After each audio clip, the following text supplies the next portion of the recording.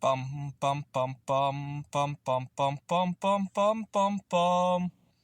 The Peter Dislike Show. Bum bum bum bum bum bum bum.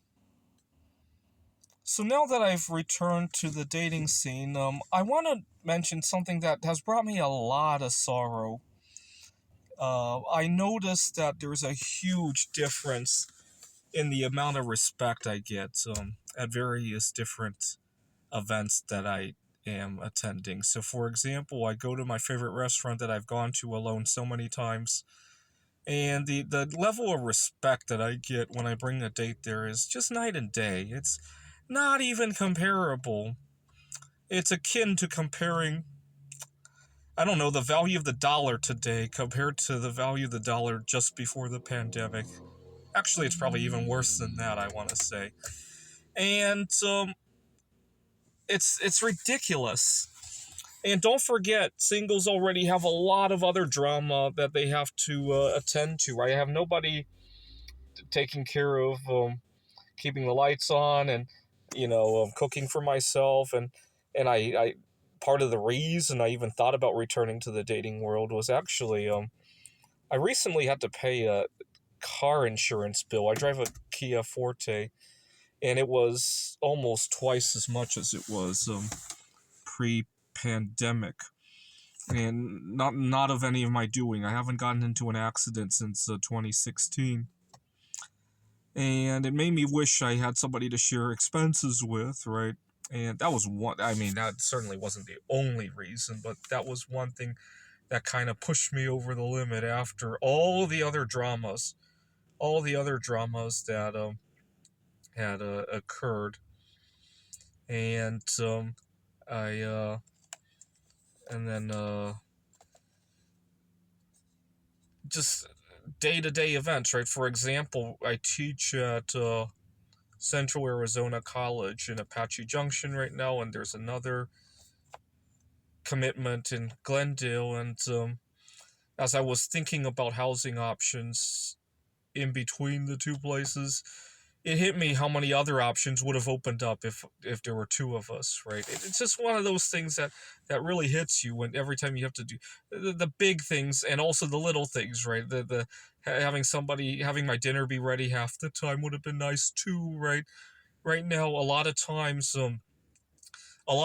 my events are pigeonholed by how am I going to eat and how am I going to keep myself clean and all that. I was working at a technology startup a number of years ago, and I quickly realized that it's a startup company. We're all expected to put in overtime, like unpaid, right? But I quickly discovered that for me, I was working with a lot of people who had like a domestic relationship at least, right? For me, every time I had to put in overtime, it actually cost me money because I needed to eat out or hire others kind of services or whatnot, right?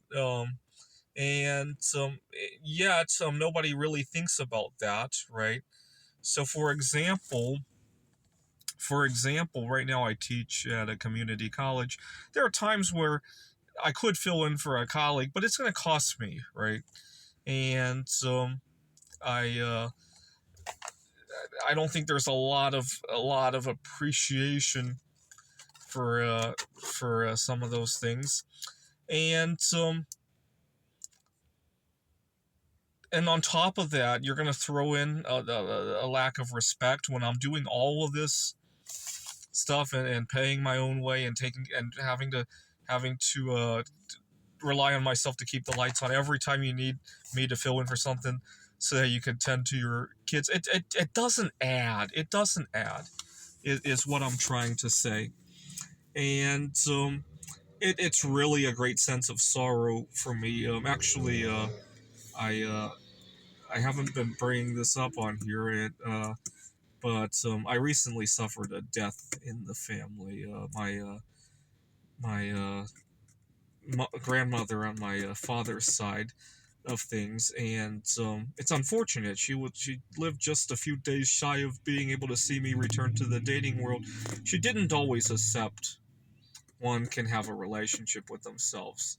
Actually, now I can't accept it. I do, but I hate the expenses that come with it. That's the problem. right? I wish there was a way to equalize things a little bit. The first step we need to take in order to equalize things, obviously, is the education about this, right? So I should have I should record a video every time one of these dramas. I mean, I do. Like for example, what kind of housing options could open up? Housing is very discriminating for singles, not only just for the cost, but you go to interview for applying for an apartment or even a room share situation. There's this unspoken bias, right? A lot. It's really funny. It's really funny. A lot of these ads will say, like especially room share, they'll say no couples, but implicitly they still like it if you have a relationship out there, right? If you're single, they really despise it, right? But if you have a relationship and you're just not living together, I think those people get better treatment for some bizarre reason, right? Uh, uh, I live in Phoenix, Arizona. There's a lot more. It's a lot more okay for people to ask you if you're married. Like you go to a job interview. I had a couple of job interviews where they asked me if I was married. And so I decided at the time I was kind of boastful, and I decided to tell them about my unconventional marriage. And I don't know how it went, but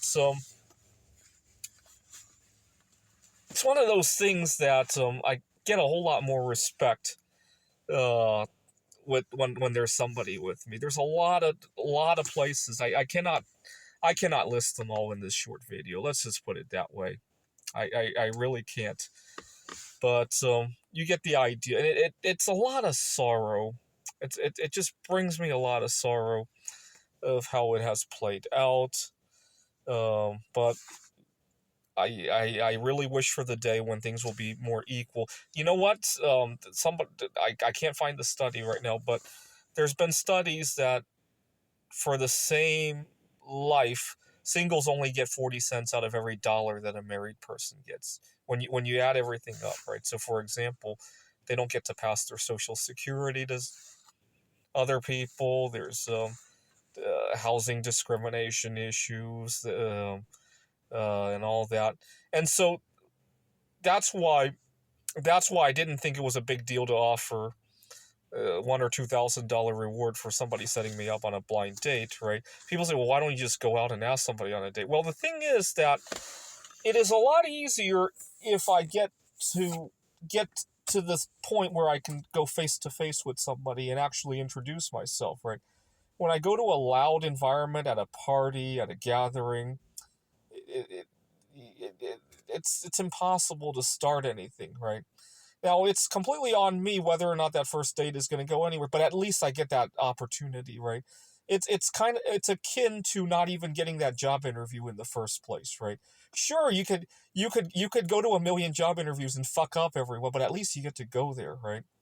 That's the way I like to see it. And plus it's never a complete loss when you go on a first date, right? No matter how it plays out, right? Let's just put it that way. And so that's why. Uh, anyways, next week I'll finally be getting that big mold to pour a 10-20 pound Buddha, and I hope to offer one of those as my next reward. I hope to offer another. I mean, don't wait for that because anybody can win multiple times anyway. But I hope to offer another 4-figure reward at some point. That was kind of fun. To give it away. It really was, and I'm hoping to do that closer to Valentine's Day. I'll probably offer a small gold coin, depending on the price of gold at that moment in time. Anywhere from a quarter to an ounce of gold, depending on the price at that time. Because that was fun to give away and get somebody involved in investments, right?